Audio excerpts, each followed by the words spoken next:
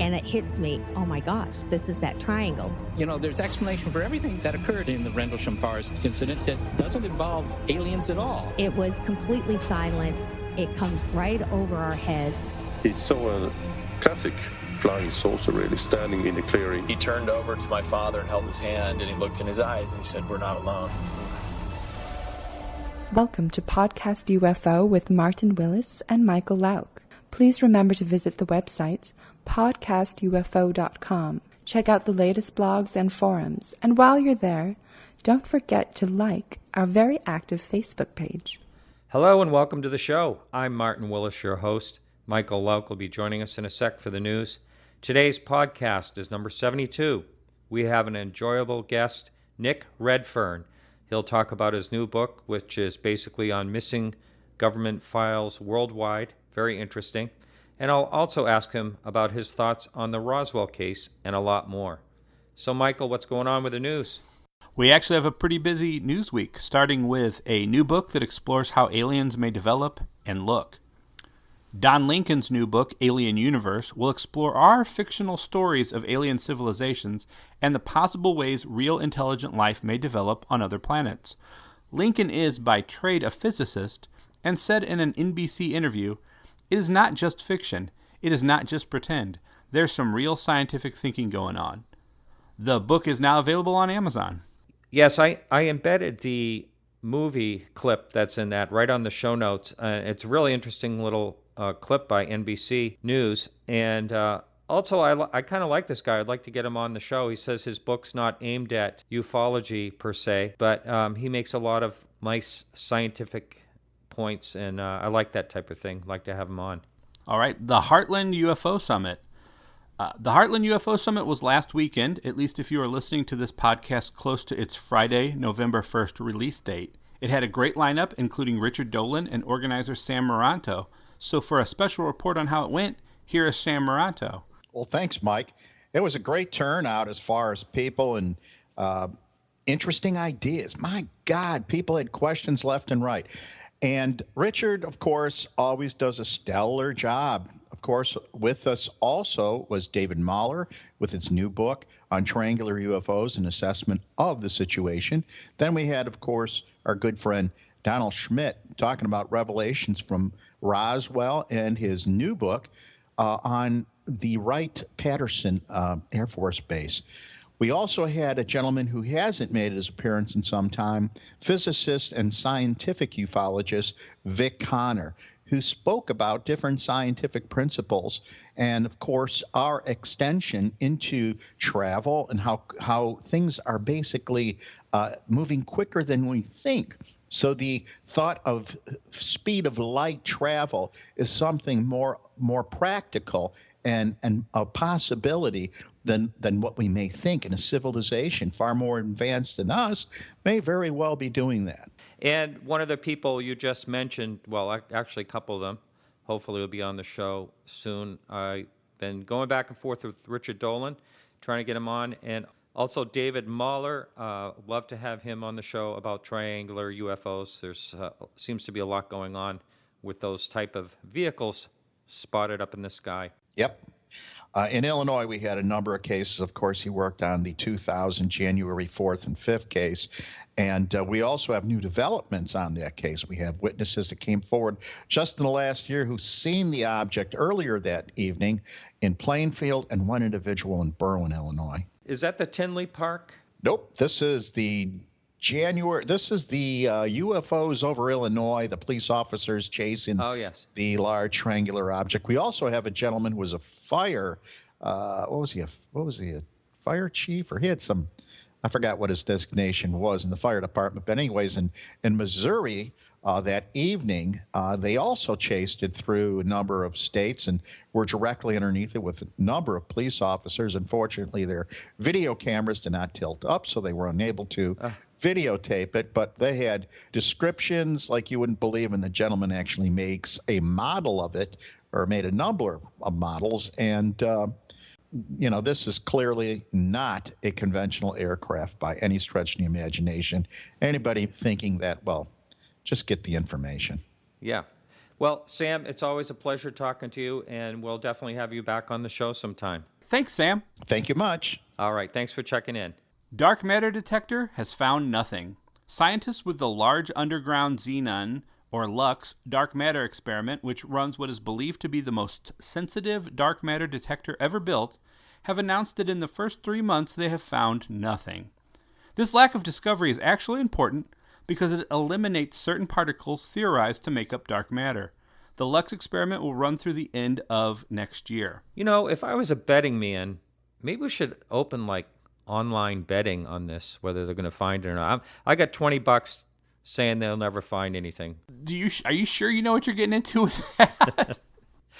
I'll contact my lawyer after we record, but yeah, I think online betting, we can bet yay or nay on dark matter. I got $20 down. I got 20 that says that we will eventually figure out an explanation for dark matter. No. That's a gray area. You got a gray area and dark matter. That's not good.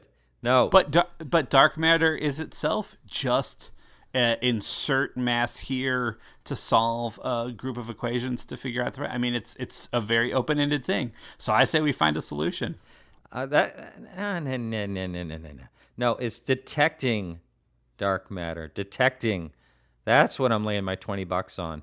Well, the problem is, what if dark matter is something we already know of, but did not know that it could exist in a way that it hasn't been detected yet?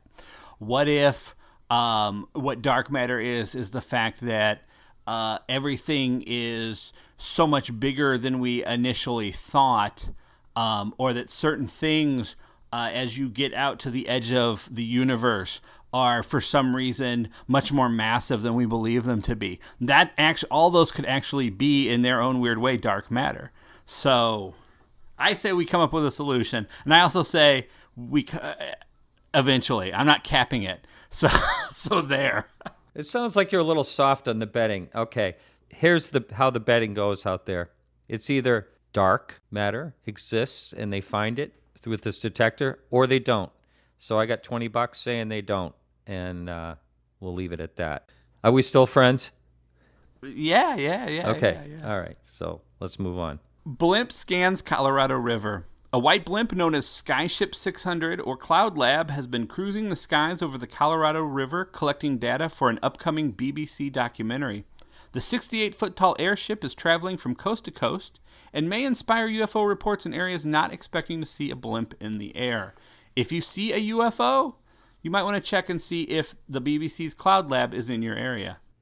You know, I've seen a lot of blimps, like in San Francisco area where I lived for a number of years. You see them out there all the time. And, you know, I never once thought, oh, that's a UFO. They're pretty distinct. You know, I don't know how you could possibly mistake one, but... Well, actually, this past couple weeks, I live in St. Louis, and we've had, World Series games and National League Championship games, and we've had a blimp popping around over Busch Stadium downtown that because of the way it's backlit by the giant message screen that's aimed down at the crowd, it does look really weird from a distance. It looks very ovular from a distance. It does not look like a blimp. And I tried several times to get pictures of it, but the weirdest thing I thought personally was, although I could see it very clearly, because of the lights of the city, if I took a picture, it wouldn't show up. The alien conspiracy. In reverse. Yes. And finally, the New England UFO Conference draws about 270. The first annual New England UFO Conference was last Saturday, and according to newspaper reports, organizer Steve Fermani reported 270 attendees. We have links to a couple of different newspaper articles on the event, none of which unfortunately mention Martin Willis. But he was in attendance. So Martin, how was it? Well, it was really great. Now, I didn't really have any place to set up. There was no table for me to set up this time. However, there was one upstairs that I got to meet some great people. I'll talk about that in a second. So I didn't really have exposure there. I did have my cards out. I did talk to a couple people that listened to the show there.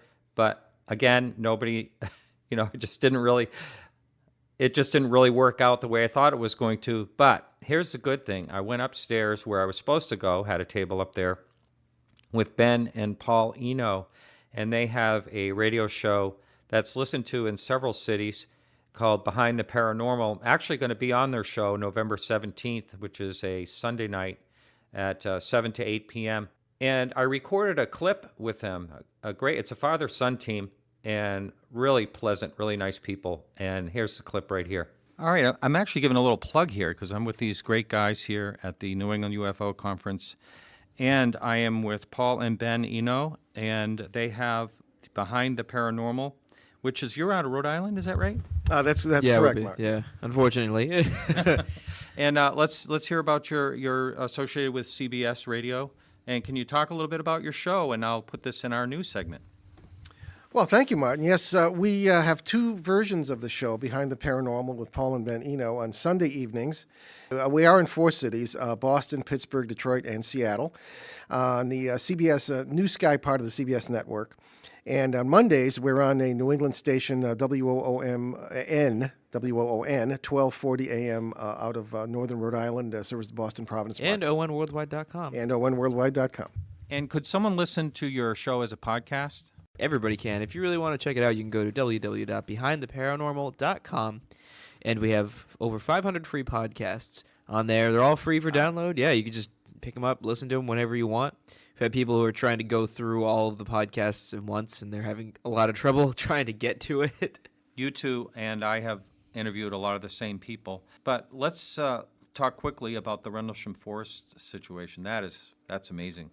It gets brought up every time we're anywhere, basically. Well, it's true. Well, we actually visited Rendlesham Forest last year, and with Larry Warren, one of the prime witnesses, and he showed us around the place and at night and during the day. And it was quite an experience to be there, having covered this case, really, I think, more than any radio or television show in the world, over a period of 16 hours on CBS and on an internet station. Those podcasts are all available on our website. And we're particularly interested in hotspots, flap areas, because our theory, at least from my experience, and starting out as a ghost researcher while studying for the priesthood, was that the areas are never isolated. You never have a haunted house, quote unquote. It's always an entire area that's affected, sometimes with UFO experiences as well, and sightings, things of this kind. And we're working on several cases like that right now, and we think Rendlesham might be one of those places. We talked earlier, and you like to keep the integrity up like I like to on this show, and that's appreciated. So I'm sure our listeners would enjoy checking your show out. Alrighty. Well, thank you, Martin, and it was thank you. great to get to know you, and thank you for the plug. Yeah, it was wonderful meeting you. Great. So that's it for the news, right, Michael? That's all we have for this week. Yeah, thanks so much. And really, you got to listen to Nick Redfern. It's a great show. Oh, I'm looking forward to it. And I want to say next week we have a gentleman named Mark D. Antonio, and he is an astronomer. He's also the chief photo analyst for MUFON. That's another good show coming up, podcast number 73. Thanks, Michael, and I'll talk to you next week. Thank you. Talk to you next week.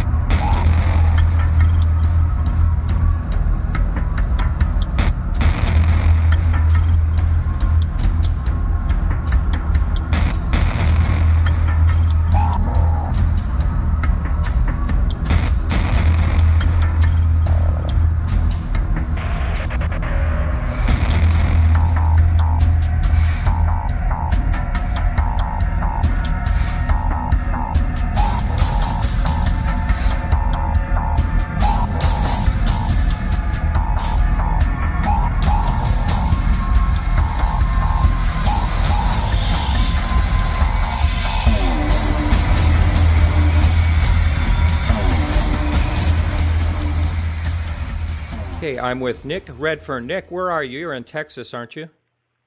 Yeah, I live in Arlington, which is just about roughly halfway between Dallas and Fort Worth. Yes, and how long ago did you move over from England? About 12 or 13 years ago, something like that. So I've been here quite a long time now. Yeah, and right off the bat, we're going to be talking about your book, which is For Nobody's Eyes Only, Missing Government Files and Hidden Archives. That document behind the truth of the most enduring. That's a long title, huh?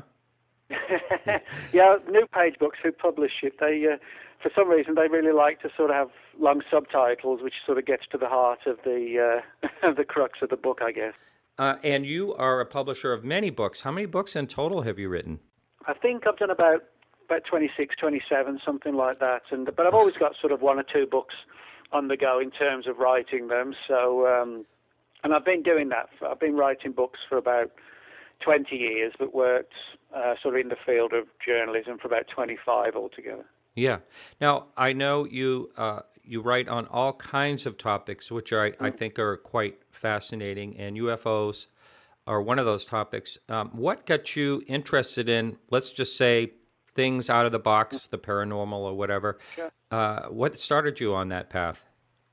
Well, I guess unlike a lot of people in the UFO field, I've never actually seen a UFO personally. You know, a lot of people do get involved in the subject because they have that sort of life-changing experience. But for me, it was my father who worked in the British Royal Air Force on radar, and he was involved in a couple of UFO incidents where the radar guys tracked very fast-moving objects flying at high speed, high level, high altitude, approaching the British coastline. And this was at the height of a NATO exercise in the 1950s called Main Brace. And the first thought was, well, it's got to be the Russians launching some sort of sneak attack. And so aircraft were launched from a nearby Air Force base, and the pilots reported seeing strange lights in the sky, but they couldn't get close to them. And it was almost as if the UFOs played a sort of game of cat and mouse with the air crews. And eventually they were forced to return to base when they ran low on fuel. And this occurred over the course of 3 nights. And the objects were never identified, but they were clearly performing maneuvers that far, sort of outweighed anything that either the Russians, America, or the British were flying at that time. And everybody was told not to talk about it and reminded of the fact that they'd signed the British government's Official Secrets Act, as it's called. And my dad didn't tell me till I was like 13 or 14. And when he told me, that's what got me interested, not because he was just my own father, but because he was somebody trained in the Royal Air Force on radar. And so that's what prompted me to start looking into it to a greater degree. And it sort of led you down the path of cryptozoology and all kinds of other paths as well. Yeah. Would you say that UFOs is one of your favorite topics in this realm? It is, but my overall favorite one is without doubt cryptozoology, which is the study of unknown animals, like, for example, Bigfoot, the Loch Ness Monster, the abominable snowman, the chupacabra. The list goes on. In other words, the unacknowledged animals that science tells us don't exist, but the witnesses tell us do exist. Now, recently there was a study done that I just heard something about, is that they're almost claiming like they have evidence against it, but not really. They're just revealing that they found an early form of bear hybrid or something like that. Have you been following that?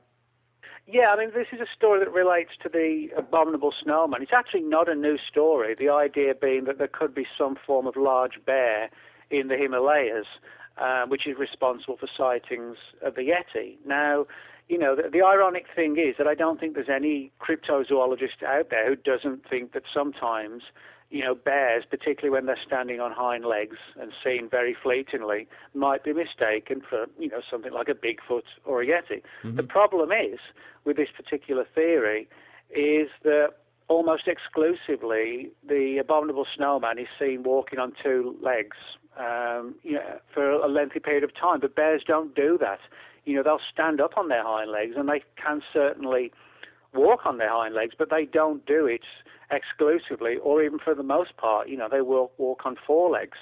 Typically, they'll stand up to, look over bushes and things like that to see what's going on, but it isn't easy for them to walk, lengthy periods of time on 2 legs. And so That's one of the issues that's problematic. And, one of the things I've talked about is finding sort of bare hairs in the area where the Yeti is believed to exist. Well, my argument is, well, so what? Just because there's a bear there doesn't mean there's not something else there as well. It's kind of like saying Bigfoot lives in the woods of North America at the same time that bears live in the woods of North America. The very fact that one animal is there doesn't rule out the possibility that there's another one there of an unknown nature as well. Before we move back into the book and UFOs and all that, since we're on this subject, I'll just ask a couple of questions. And that is, Sure. Is one of the arguments that you always hear is how come no one's ever found a skeleton or found one sleeping or something like that? Yeah, that's actually a good question, and it is one of the sort of most baffling aspects of the phenomenon. And there are sort of two ways to approach it. Oh, it's actually there's several ways. Of course, the skeptics would say there are no bodies because the creature doesn't exist. That's the most obvious explanation. Mainstream cryptozoologists who perceive Bigfoot as just some sort of a North American equivalent of like a giant ape, and they view the abominable snowman as an ape-like creature in the Himalayas, take the stance that, well, maybe these creatures exist only in very small numbers, and for that reason, that's why we don't find a body. Then you have the third theory, which is arguably the most controversial, that these creatures are far more sort of paranormal based than they are flesh and blood animals. In essence, they're sort of like the equivalent of a ghost or something supernatural, but that takes on like a monstrous, beastly form. Now, the problem is we have no real proof of the sort of physicality of Bigfoot, but equally we don't have any proof of the supernatural angle. So in other words, even within the research community, there's a lot of divergence as to why we don't actually have physical evidence. One more question that kind of ties in with everything here. Sometimes you hear a connection between UFOs and Bigfoot. What do you have to say about that as far as sightings? Well, that actually sort of ties in what I mentioned about the paranormal angle. There are actually a lot of reports on file where people have seen Bigfoot, and they've seen not so much UFOs, but sort of strange lights in the sky and weird balls of light flitting through the woods at the same time that they've seen Bigfoot, and people claim to have seen the creature like vanish in a flash of light. A friend of mine named Stan Gordon wrote an entire book on this called Silent Invasion, which deals with a wave of UFO activity in Pennsylvania in 1973, which was also dominated by sightings of Bigfoot. Now, of course, again, mainstream cryptozoologists sort of roll their eyes at these types of stories, but from my perspective, there are so many of them that it really, to me at least, does push Bigfoot down the more of a paranormal path than it does the idea that it's just the North American equivalent of a gorilla or whatever, Mm-hmm. About the government, if someone looks at my website about us, you'll see there that I have written that, I have a feeling, or it's a possibility, I should say, that at least some part of our government knows about UFOs and is keeping it from us. Not that they might necessarily know what UFOs are even. I know that your book basically talks about stuff like that. Can you go over the synopsis of your book? Yeah, sure. The book is basically a study of a number of conspiracies, sort of many of them UFO related, where we have proof or evidence that government files that should exist have either been sort of destroyed deliberately, or they've vanished, or they can't be found, or they were shredded or burned. And, it's a case of sort of demonstrating the conspiracy by showing the reader that somebody has tried to wipe out the evidence to hide the story.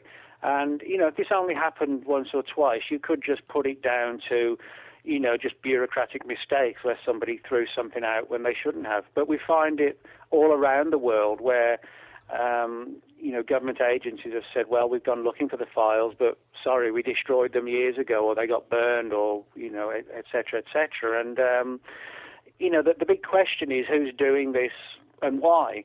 And my personal view is that, when people target the government and they say, well, the government are the evil people and, they're preventing us from finding this information, I don't actually agree with that. I think the real sort of deep and dark secrets about the UFO subject aren't directly hidden by the government itself, or even the relevant acknowledged agencies like the CIA or the FBI.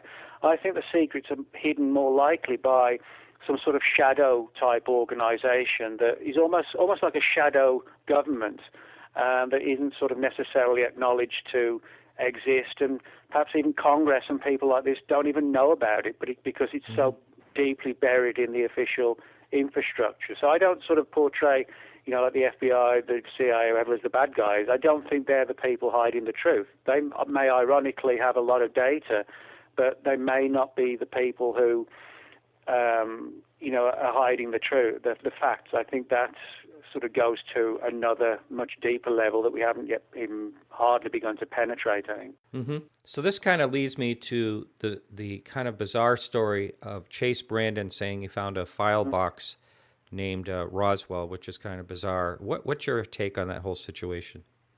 Well, yeah, I mean, this is an interesting one, and it's also kind of a vexing one as well, because it's difficult to know where the truth lies. But Chase Brandon was a man who surfaced a couple of years ago, a former CIA employee who claimed to have read or seen a document titled Roswell. Now, Brandon was the CIA's entertainment liaison officer, as it's known, with Hollywood. That's to say, if a Hollywood production company wants to make a sort of big budget movie or whatever, and there's information in there on the CIA actually has like a person who can help them, understand how the agency works and the types of things it does, So it's like a PR type person, but liaising with the world of entertainment. And Brandon claimed that on one particular occasion while he was working with the CIA, he spent time in an area called the Historical Intelligence Collection, which is a real part of the CIA. It's located at the agency's headquarters in Langley, Virginia. And he said that he saw this file which was titled Roswell. Now, he didn't actually go into too much detail, with regard to what the file actually stated, but he said there were records and documents in there that basically, suggested there was far more to the official story than the government had released or suggested themselves. Now, the story has provoked a lot of controversy even within the pro-Roswell community. For example, the very fact that the file was titled Roswell and it was an old file is intriguing, because the link between the event itself and Roswell, the town, is actually a very flimsy one, and is really only been amplified by the UFO research community, particularly when Charles Berlitz and Bill Moore wrote the book The Roswell Incident in 1980. And by that I mean the event itself actually occurred at a place called the Foster Ranch in Lincoln County, New Mexico. Roswell, the town, is located in Chase County, Roswell. Actually, it's like a 2-hour drive from the town of Roswell to the crash site. Right. So, in other words, the only reason why Roswell, the town, has become linked to the crash is because Roswell was where the nearest military base existed to where the wreckage could be taken. So, in other words, it's kind of strange that an official CIA document would be titled Roswell when it's actually the UFO community that is responsible for promoting the Roswell UFO link. Right. You'd imagine that the file would really be titled something like Incident on the Foster Ranch, that would make it more sort of acceptable, I think. So even within the UFO community, it stirred up a lot of debate as to whether the story's true or not. And the CIA didn't come out, when the story surfaced, they didn't come out and say that Chase Brandon was a liar. They just said they went looking for the material that he claimed to have seen and said, we can't find it.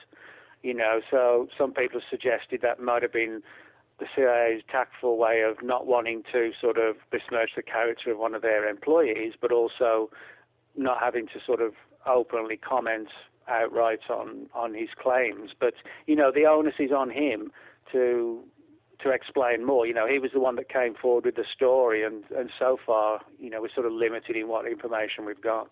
I would think that if you had a high clearance, I understand you'd have a high clearance if you were even looking at these things, but still, I would think something like that would be numbered or some type of code word at such a top level. anyway, instead of saying just No, Roswell. you're absolutely right. And to just have a file titled Roswell is almost sort of too good to be true.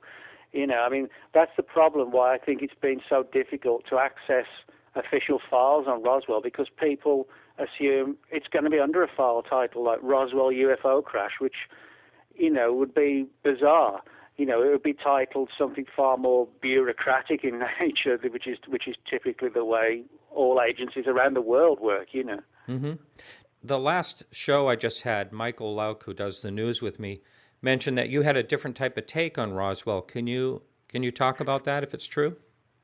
Yeah, well, I mean, it's not so much my take. What it is, I interviewed way back now, sort of 10 years ago, a number of retired and elderly military personnel who claimed that the truth of Roswell was actually nothing to do with UFOs. They claimed it was all based around high-altitude balloon experimentation in this sort of post-Second World War era, sort of 45, 46, 47, where people were being, like high-altitude balloons were being launched with people on board to try and determine the effects of high-altitude exposure.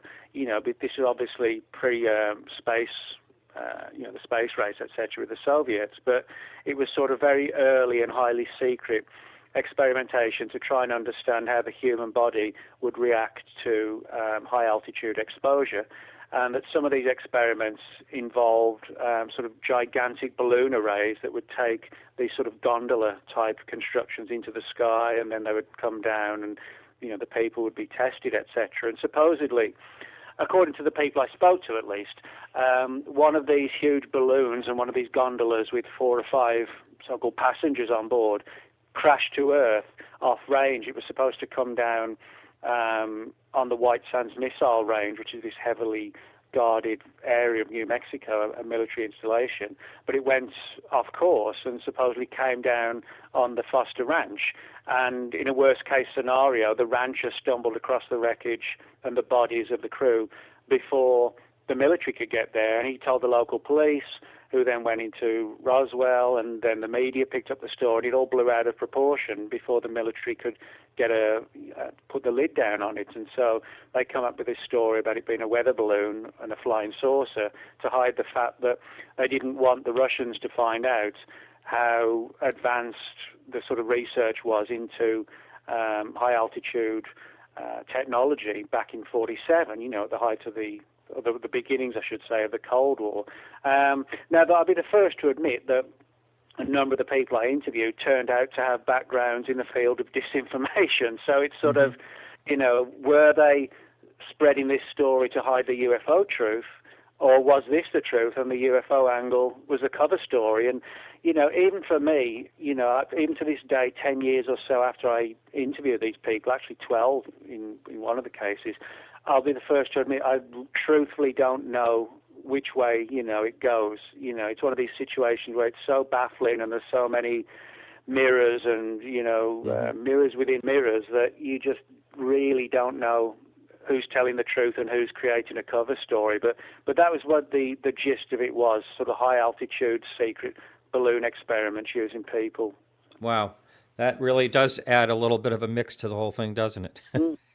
Yeah, it does. And the problem is, it's like Roswell to me is like an American equivalent of Britain's Jack the Ripper. It's so long ago. There are so many different theories and claims that I'm not sure, unfortunately, unless something officially surfaces, I'm not sure we'll ever really, have a full understanding or full proof of what actually occurred. That's right. And the more the people die off that claim to have been witnesses, and the longer the time goes. Well, that's right. I mean, just recently we had the unfortunate death of Jesse Marcel Jr., who was the young boy whose dad, Major Jesse Marcel, was one of the people involved in Roswell and, brought some of the wreckage to the house before it was all classified to show his son.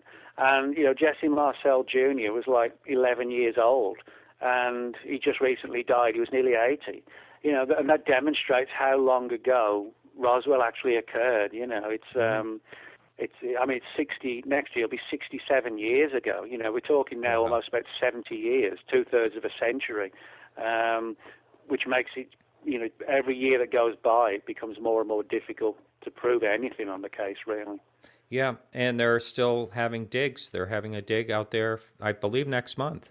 Well, yeah, and I mean, I think this is an important thing because really the only way I think we're going to get to the bottom of Roswell is through some alternative fashion. You know, I mean, nothing's ever surfaced on the case apart from literally one or two pages of documentation, which don't, you know, they're not smoking guns. They actually just talk about the press release the military put out and, you know, this weather balloon angle. So I think the only way the truth is likely to surface is if whoever's hiding the truth decides to release it. And I don't see what their motivation would be for doing that, because they clearly don't want to do that. So I think there are two possibilities. One would be that something surfaces by mistake.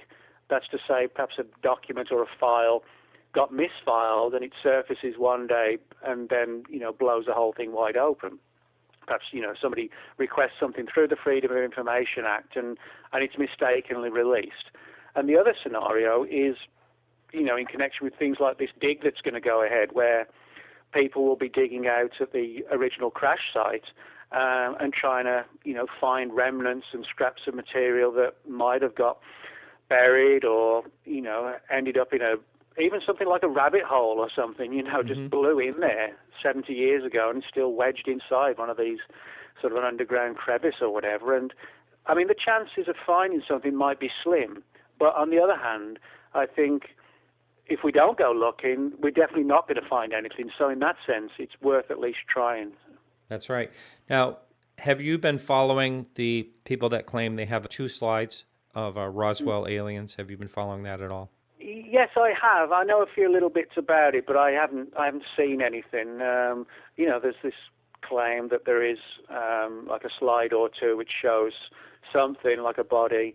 And I mean, if it surfaces, I mean, that would be great. You know, and I think the problem is a great deal of debate and controversy and conversation is going on about this before really hardly anybody has actually seen it. And I think that's the problem. It's led to all sorts of wild rumors and inaccurate rumors. But, you know, it does come down to the fact that, you know, these slides do exist.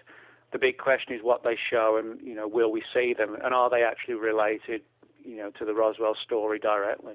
That's right. And I think that would be the most difficult part to tie in, is if they related to Roswell or not.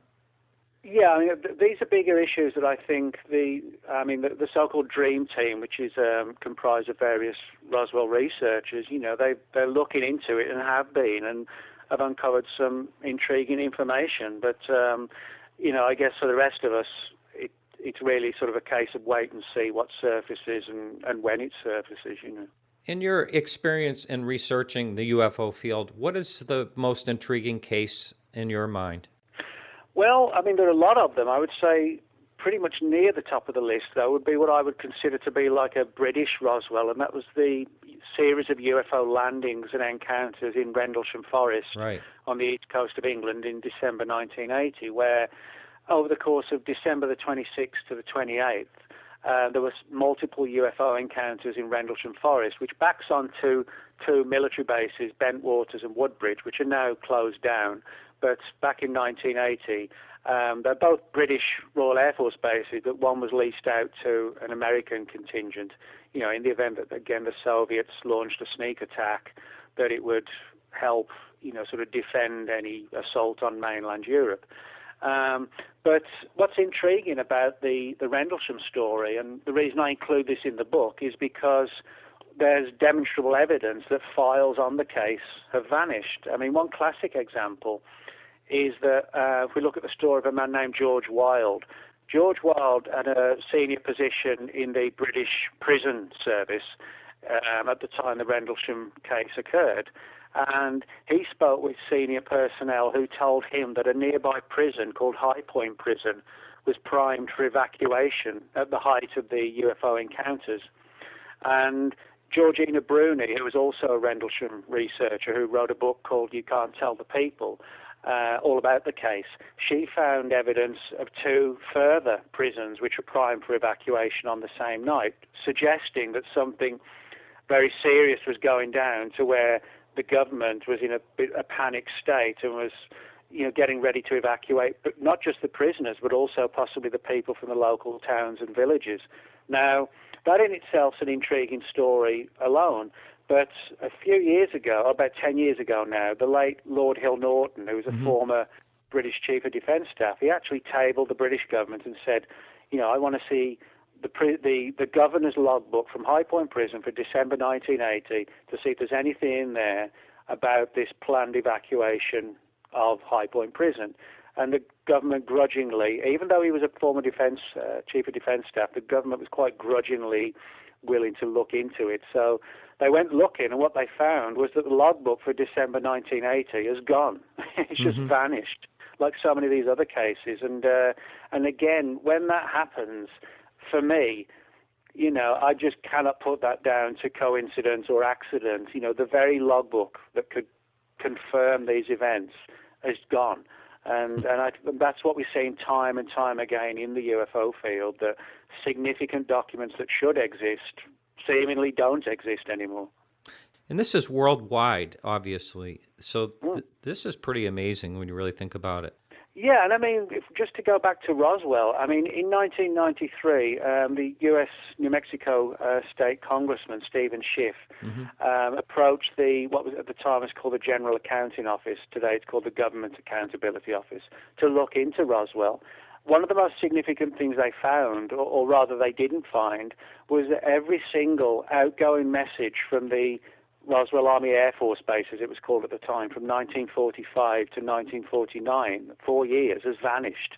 I mean, nobody knows where they are. There's no surrounding documentation saying, transfer these files to this base or that archive or destroy them or shred them. They're just not available. And even the people in the Air Force who did the search, like the archivists, they couldn't figure out who had removed the files or even when they'd been removed. Was it a month after Stephen Schiff made the inquiries, or was it 30 or 40 years ago? Nobody was able to answer the questions, again suggesting to me at least, that the archivists and the Air Force aren't the bad guys in this. I really don't believe they are, but it's almost again as if there's this far more powerful hidden hand that sort of just moves in, and takes what it needs without official oversight, and which even leaves, the people in the agencies scratching their heads. And so the Rendlesham saga is sort of eerily parallels what happened with the Roswell files as well. In your best estimation, would you think that some of these files were missing right after the Freedom of Information Act in the States? Or do you think it's possible they were missing right off the bat, right after they happened? Well, yeah, I mean, certainly with things like Rendlesham and Roswell, I think that whoever was responsible for sort of controlling the flow of information and investigating the events, I think they would sort of astutely have realized the importance of them and would have taken steps immediately to make sure that all the documentation and all the data was sort of consolidated in one place. The last thing they would want or need is dozens of documents flying around all over the place with a chance of them then surfacing. So my view is that whatever happened at Roswell, I think those files were probably put together and held in one location since 1947. Now, maybe the location has changed since then, but I would be surprised if the files had been sort of split up and shared here, there, and everywhere. That's sort of not the way things are done when it comes to like a classified project or program. They're sort of held in one place. And I think that's what makes it difficult for us to find the files, because number one, we don't know who's holding them. Number two, we don't know which archive they're held at, or agency or official body. And number three, the official story is, well, we can't find the files anyway, so that makes it even more difficult to try and figure out how we get them. There's no Project Blue Book in the States. You wonder where these files go today when there's a major sighting, enough for whoever it is to pay attention to in our government, where those files go. Yeah, and I think for me, again, this sort of smacks of the idea that there's this sort of shadow group, because I think if it was for the regular Air Force or the CIL or whoever, at least some of this latter-day material would be surfacing, but it clearly isn't. So, we talk about well, we hear a lot about things like black budget projects and what are called SAPs, or special access programs, where even, for example, Congress and the Senate, and very often even the president, isn't fully aware of what's going on within these organizations, because they're so sensitive and covered by national security issues that pretty much everybody, other than the people on the project itself, are totally out of the loop. And so I think that's why we're not seeing, too much surfacing today. As I said, I don't paint the Air Force or whoever's the bad guys hiding the truth, because I think even they don't really know, what's going on. It is some sort of deeply buried group that possibly even officially doesn't exist. It's perhaps the funding comes through sort of under the table methods, and nothing's put down in writing, in terms of a paper trail to find them, and that's what makes it so successful, I think. Absolutely, and yeah, I've thought of that too, because there's a lot of money spent that there's no records of where it's going to, sort of black ops type of stuff. The thing that comes to mind is someone is filing for a UFO document through the Freedom of Information Act. They get it in the mail eventually, and it's blacked out. A lot of it's blacked out. Who is doing the blacking out, and what could they possibly be reading? Someone is reading it within that branch of the government. Yeah, well, what happens when you file a Freedom of Information request, if the files are identified and located, they go to a particular department that studies, if the file's not been released before, I should say, they study it to determine what material within that document can be released and the material that can't be released. Now, sometimes it's for down-to-earth reasons. For example, if the file's, say, only 3 or 4 years old, and it mentions the name of an active agent within that agency, they will black that name out because, for national security reasons, they don't want people knowing who, the names of serving military personnel or agency personnel. The last thing they want, I guess, is somebody knocking on the doorstep of somebody who holds a sensitive position. So for that reason, sort of national security and personal privacy and personal safety of the relevant employee, the names will be withheld. There's also a portion of the Freedom of Information Act that allows all medical information on a person to be withheld from a document as well, sort of private medical background, that sort of thing.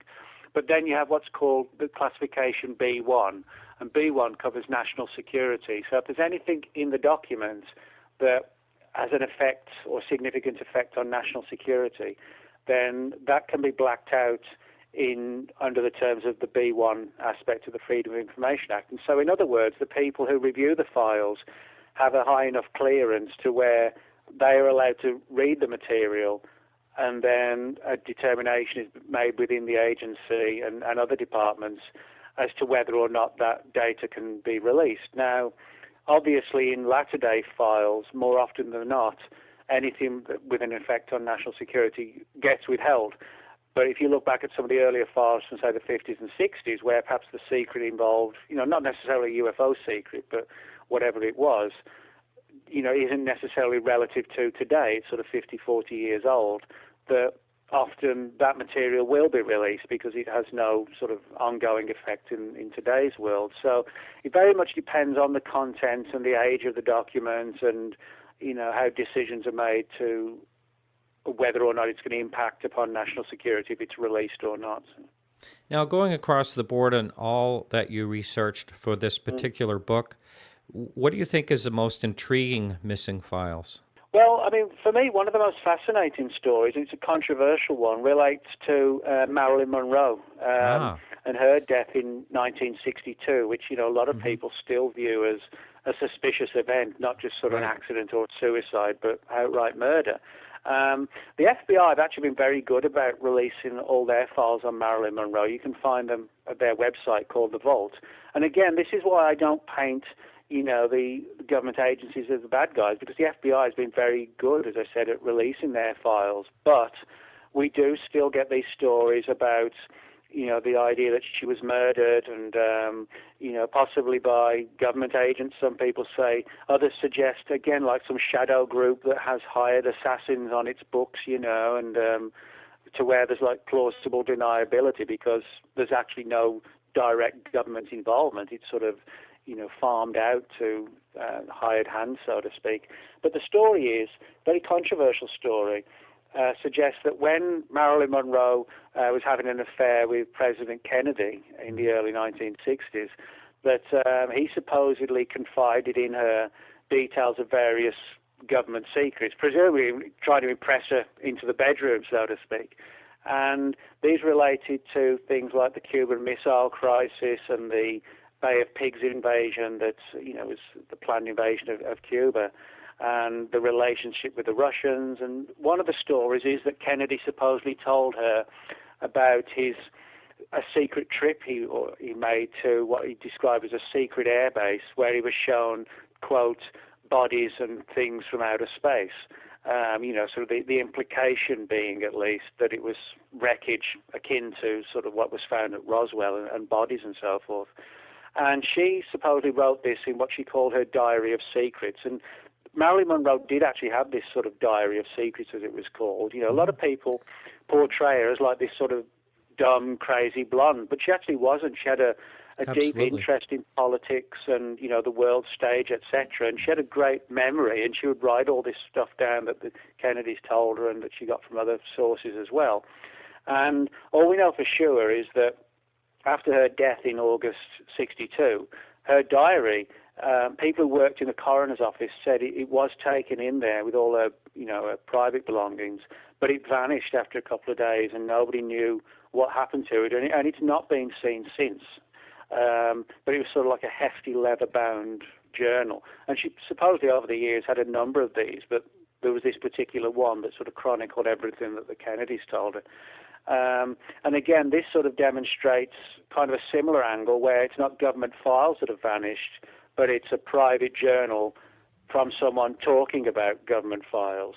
And again, to what extent we might ever know what happened to that journal, we just don't know. I'd be surprised if it was destroyed, because clearly whoever took it would want to know, what she was exactly told and who else might have been told the information. So clearly it would have been studied as like a forensic document by the agencies, I think. But for me, that's one of the most fascinating one, because, Marilyn Monroe is like an American icon. She's become almost like legendary. And I think in that sense, that's why the intrigue surrounding this story continues to go on. It'll never really die away.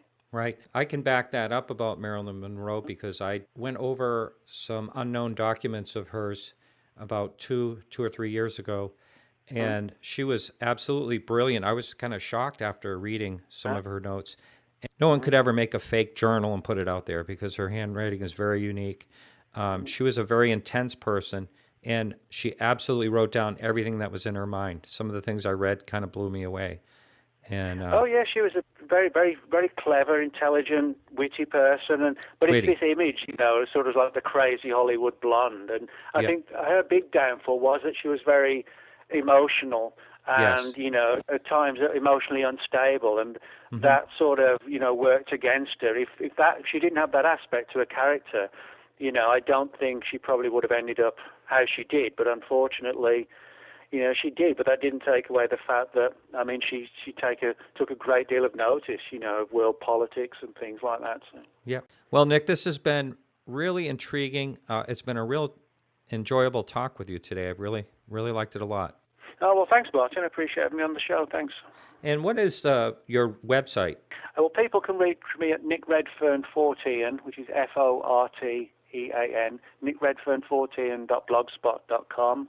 Or people can reach me on Facebook if you type Nick Redfern in. There are a few Nick Redferns, but scroll down and you'll find me on the list. Okay, and you said you always have a book or two in the works. Do you have any working titles you're working on now?